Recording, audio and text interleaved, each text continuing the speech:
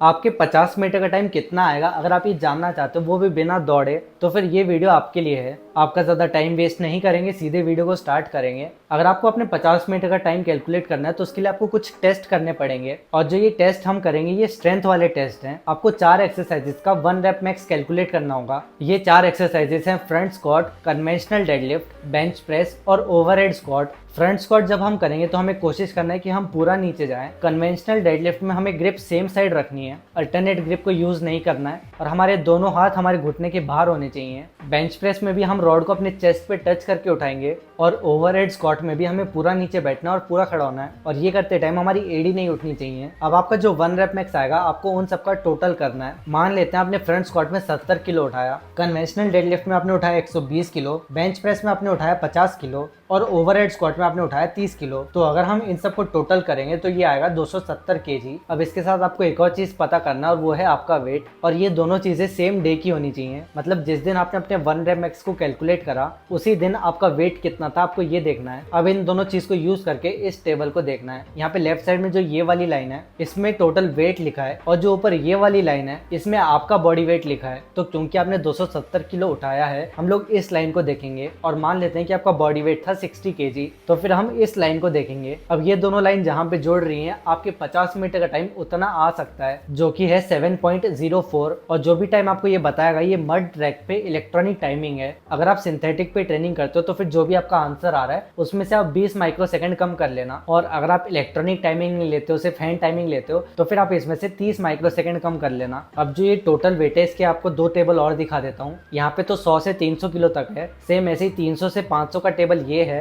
और 500 किलो से 700 किलो का टेबल ये है। अब जब आप ये टेबल को यूज करके अपना 50 मीटर का टाइम ढूंढोगे तो उसमें 2 पॉसिबल केसेस रहेंगे। जो आपका प्रेडिक्टेड टाइम आ रहा है हो सकता है कि आपका टाइम उससे ज्यादा है, या फिर हो सकता है उससे आपका टाइम कम आएगा। अगर आपका टाइम उससे कम आ रहा है तो इसका मतलब है कि आपके अंदर जितनी भी स्ट्रेंथ है, जितनी भी पावर है, आप उसको पूरा अच्छी तरीके से यूज कर पा रहे हो। और आपको वेट ट्रेनिंग पे थोड़ा और ध्यान देना चाहिए ताकि आप अपनी स्ट्रेंथ और पावर को और बढ़ा पाओ, जिसकी वजह से आपके 50 मीटर का टाइम और कम हो जाएगा। लेकिन वहीं पे अगर आपका टाइम इससे ज्यादा आ रहा है तो इसका मतलब है कि आपके पास जितनी भी स्ट्रेंथ और पावर है आप उसको अच्छे से यूटिलाइज नहीं कर पा रहे हो, और उसके लिए आपको अपने एक्सेलरेशन पे थोड़ा और ध्यान देना चाहिए। आपको प्लायोमेट्रिक्स एक्सरसाइजेस करनी चाहिए, रेजिस्टेड स्प्रिंट ट्रेनिंग कर सकते हो। मतलब आपके अंदर जितनी भी स्ट्रेंथ है उसको आपको अपनी स्पीड में कन्वर्ट करने पे ध्यान देना है। अब जो ये टेबल है इसके अंदर जितना भी डेटा है वो कहाँ से आया? हमारी एकेडमी में हम लोग हर महीने के एंड में एक टेस्ट करते हैं, और उस टेस्ट में हम लोग बहुत सारी चीज़ें चेक करते हैं कि कौन सी चीज़ें एथलीट की स्पीड को बढ़ाने में मदद कर रही हैं। कोई एथलीट तेज दौड़ रहा है तो वो क्यों दौड़ पा रहा है, किसी एथलीट की परफॉर्मेंस नहीं आ रही है तो क्यों नहीं आ रही है, तो ये सब चीज़ें चेक करते हैं। और जो ये front squat, deadlift, bench press, overhead squat,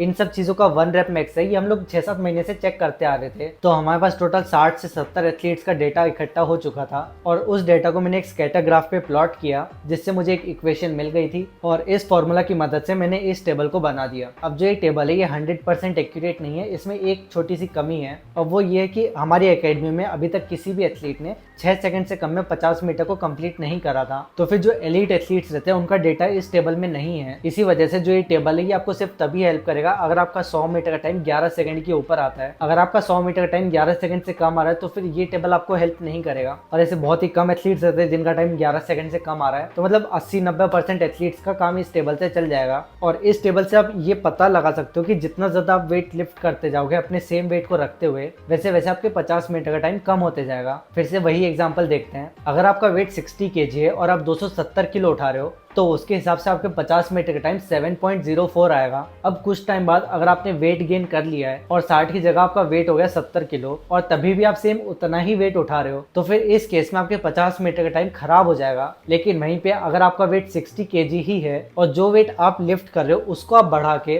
300 kilo तक उठा पा रहे हो, तो फिर उस केस में आपके 50 मीटर का टाइम कम हो जाएगा। और इस टेबल में आप एक और चीज देखोगे कि धीरे धीरे चल के आपको डिमिनिशिंग रिटर्न्स भी मिलेंगे। मतलब स्ट्रेंथ को बढ़ाने से आपकी परफॉर्मेंस बढ़ते जाएगी, लेकिन एक पॉइंट ऐसा आएगा जिसके बाद परफॉर्मेंस कम होने लगेगी। जैसे एक 50 केजी के एथलीट के लिए हम लोग देखते हैं, अगर वो 410 किलो उठाएगा तो फिर उसके 50 मीटर का टाइम आएगा 6:24। अपना वेट उतना ही रखते हुए अगर वो 420 किलो उठाने लगेगा तो उसका टाइम आएगा 6:23। सेम ऐसे अगर वो 430 उठा लेगा तो फिर भी 6:30 आएगा, और अगर फिर वो 440 उठाने लग गया तो 6:24 आ जाएगा। मतलब टाइम खराब हो जाएगा। फिर 6:50 उठाने पे थोड़ा और टाइम खराब हो जाएगा। मतलब पहले तो जैसे जैसे आप अपनी स्ट्रेंथ बढ़ाओगे वैसे वैसे आपका टाइम इंप्रूव इम्प्रूव होगा, लेकिन एक पॉइंट ऐसा आएगा जिसके बाद आपका टाइम खराब होने लगेगा। अब इस टेबल में ये चीज़ ऐसा क्यों हो रही है इसका मुझे कोई क्लियर रीज़न तो पता नहीं है, लेकिन ऐसा इसलिए हो सकता है क्योंकि ये चीज़ इम्पॉसिबल केसेस के पास में है। मतलब आप खुद सोच के देखो, एक 50 किलो का एथलीट 430 किलो कैसे उठा सकता है, वो भी सिर्फ 4 एक्सरसाइजेस में। उसको हर एक एक्सरसाइज में अपने बॉडी से डबल वेट उठाना पड़ेगा और बहुत ही रेयर चांसेस है कि ऐसा कोई एथलीट होगा। अब इस टेबल की मदद से आप ये तो कैलकुलेट कर लोगे कि आपके 50 मीटर का टाइम कितना आएगा, लेकिन हो सकता है कि आप सिंथेटिक ट्रैक पे ट्रेनिंग करते हो या फिर आप मिट्टी के ट्रैक पे ट्रेनिंग करते हो। और इसी चीज़ के लिए मैं परसों एक वीडियो अपलोड करूंगा जिसको देख के आप ये पता लगा सकते हो कि अगर आपका मिट्टी पे कुछ टाइम आ रहा है तो फिर वो सिंथेटिक पे कितना आएगा। अगर आपको ये वीडियो पसंद आए तो इसे लाइक कर देना, चैनल पे नहीं तो सब्सक्राइब कर देना ताकि आप ऐसी वीडियोस को मिस ना करो।